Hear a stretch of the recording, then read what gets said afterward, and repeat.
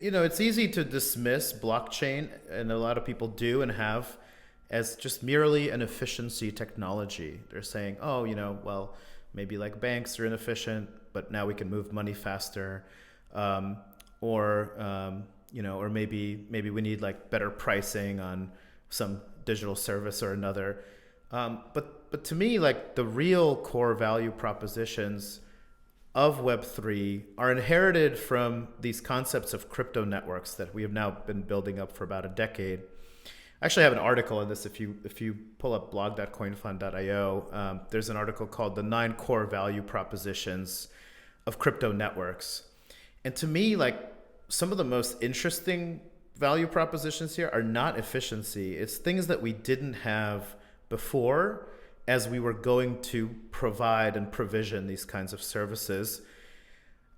It's about the operating system upon which these services are built. And here's what I'm trying to say. The core value propositions that should matter to regular people is the fact that these networks are basically public goods. They can be owned by the public. They can be governed by their users um, you know, uh, or customers even. And that is a huge advantage over the way that we have traditionally brought products to market, where the providers are these like centralized corporations. So the implications of having these networks as public goods are really vast, right? One is the fact that they can grow much, much, much bigger than the services that a single company is capable of providing. They're global, they're borderless.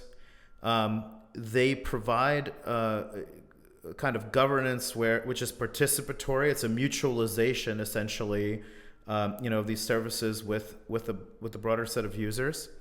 And it provides an investment opportunity as well for people who traditionally have not had a lot of opportunities to invest in a completely prescient and novel asset class, which is rapidly and inevitably coming to market.